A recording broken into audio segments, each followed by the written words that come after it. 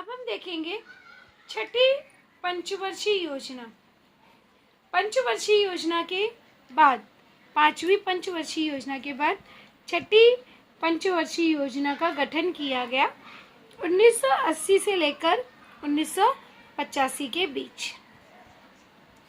इस योजना में दरिद्रता उन्मूलन और रोजगार निर्माण को वरीयता दी गई। वरीयता मतलब प्राथमिकता दी गई। इस योजना के उद्देश्य इस प्रकार से थे। अब देखेंगे हम, यहाँ पे हमारा क्वेश्चन बनता है कि छठी पंचवर्षीय योजना के उद्देश्य क्या थे। तो छठी पंचवर्षीय योजना के उद्देश्य प्रमुखतः थे, पहला, अर्थव्यवस्था की विकास दर में उल्लेखनीय वृद्धि करना। दूसरा था दरिद्रता और बेरोजगारी को कम करना।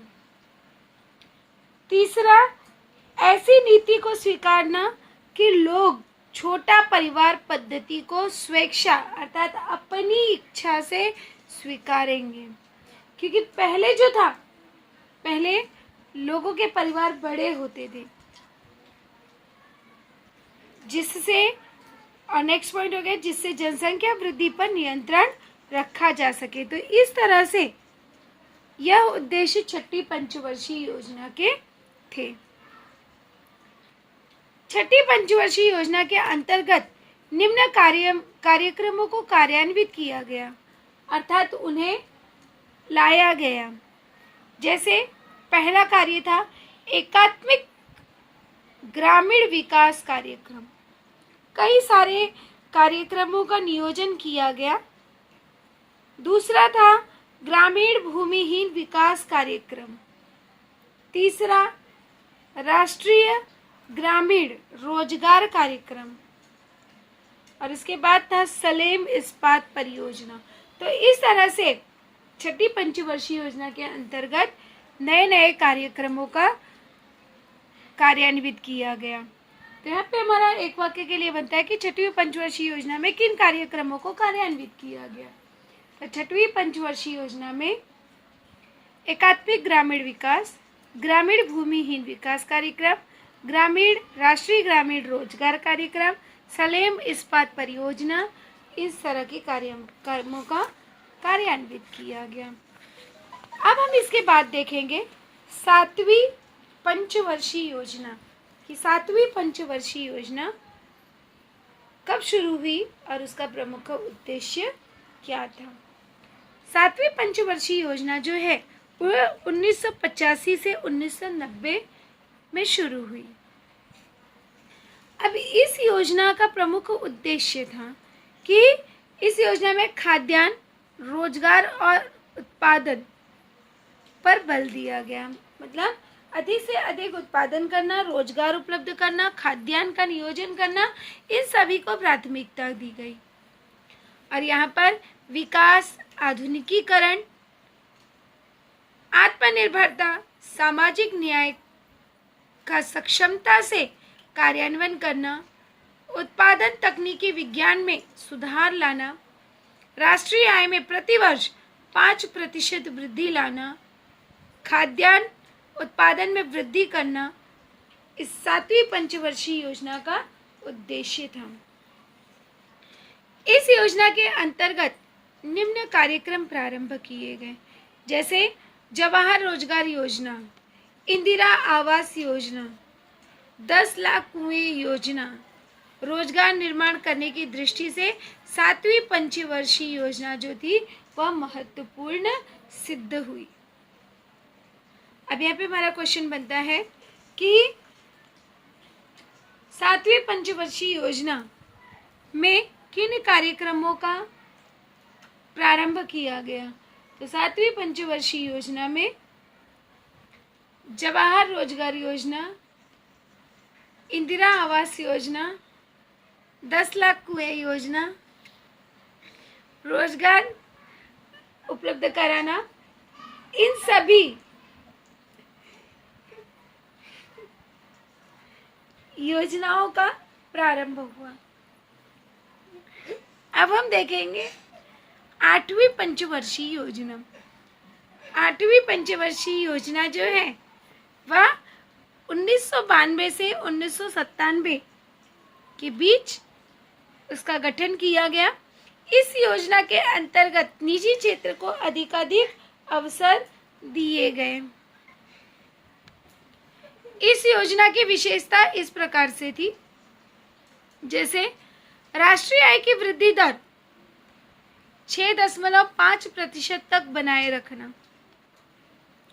जनसंख्या वृद्धि की रोकथाम करना, परिवार नियोजन कार्यक्रम को बढ़ावा देना और प्राथमिक शिक्षा का सार्वजनिक विस्तार कर निरक्षरता का उन्मूलन करना अर्थात नष्ट करना। इस योजना के अंतर्गत निम्न कार्यक्रम प्रारंभ किए गए, जैसे रोजगार, प्रधानमंत्री रोजगार योजना, महिला समृद्धि योजना, राष्ट्रीय सामाजिक आर्थिक सहयोग योजना, मध्याह्न भोजन योजना, इंदिरा महिला योजना, गंगा कल्याण योजना। तो इस तरह से अनेक जो है कार्यक्रमों का आयोजन किया गया। 8वीं पंचवर्षीय योजना में निजी क्षेत्र का महत्व बढ़ गया। तो 8वीं पंचवर्षीय योजना में किस क्षेत्र का महत्व बढ़ गया? निजी क्षेत्र का।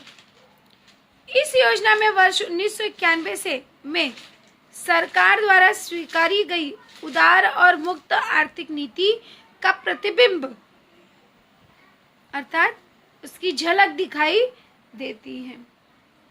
अब हम अगला देखेंगे 9वीं पंचवर्षीय योजना। अब 8वीं पंचवर्षीय योजना के बाद 9वीं पंचवर्षीय योजना का निर्माण किया गया। 9वीं पंचवर्षीय योजना का कार्यकाल 1997 से लेकर 2002 तक था। इस योजना में अब 9वीं पंचवर्षीय योजना में कृषि और ग्रामीण विकास को प्रधानता दी गई थी। तो 9वीं पंचवर्षीय योजना में किसे प्रधानता दी गई थी? 9वीं पंचवर्षीय योजना में कृषि और ग्रामीण विकास को प्रधानता दी गई थी। आर्थिक विकास की दर में वृद्धि लाना, मूलभूत क्षेत्र में स्वस्थ प्रतियोगिता निर्माण करना, विदेशी निवेश के लिए औद्योगिक नीति को नई दिशा प्रदान करना इस योजना के उद्देश्य थे। अब इस योजना के अंतर्गत स्वर्ण जयंती शहरी रोजगार योजना, भाग्यश्री बाल कल्याण योजना, राजराजेश्वरी महिला कल्याण योजना, स्वर्ण जयंती ग्राम स्वरोजगार योजना, जवाहर ग्राम समृद्धि योजना, अंत्योदय अनाज योजना, प्रधानमंत्री ग्राम सड़क योजना आदि कार्यक्रम चलाए गए। तो यहाँ पर 9वीं पंचवर्षीय योजना में कौन कौन से कार्यक्रम चलाए गए, तो आपको ये सभी कार्यक्रम के बारे में लिखना है। इस योजना में संचार व्यवस्था और सेवा क्षेत्र को अपेक्षित मात्रा में उन्नति हुई, अर्थात जितना नहीं चाहते थे उससे भी अधिक जो है वहाँ पर प्रगति हुई। निर्माण कार्य और दूरसंचार क्षेत्रों में वृद्धि हुई। इसके बाद जो है बैंकों के राष्ट्रीयकरण अर्थात एकीकरण किया गया। अब हम देखेंगे कि बैंकों का राष्ट्रीयकरण किस तरह से किया गया। तो पंडित नेहरू और लाल बहादुर शास्त्री के कार्यकाल में भारत में बैंकिंग व्यवसाय पर निजी क्षेत्र का एकाधिकार था। तो पहले जो है बैंकों पर किस क्षेत्र का अधिकार था? निजी क्षेत्र का। ये बैंक उद्योग समूह का प्रतिनिधित्व करते थे। जो उद्योग वाले समूह थे उनकी वह अगुवाई करते थे, प्रतिनिधित्व करते थे। इन बैंकों के निदेशक अपने उद्योगों का विकास और लाभ को बढ़ाने में कार्यरत रहते थे, अर्थात केवल अपने बारे में, स्वयं के बारे में सोचते थे, क्योंकि निजी क्षेत्र का प्रमुख उद्देश्य ही होता है स्वयं की प्रगति करना। इसके रोकथाम करने के लिए सरकार ने वर्ष 1955 में इंपीरियल बैंक का राष्ट्रीयकरण किया, मतलब एक मिला लिया उसे। तो वर्ष 1955 में किस बैंक का राष्ट्रीयकरण किया? इंपीरियल बैंक, या खाली स्थान के लिए भी पूछा जा सकता है।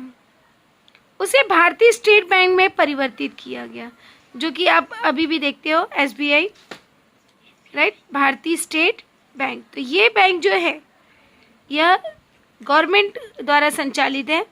इसी का नाम पहले था इंपीरियल बैंक।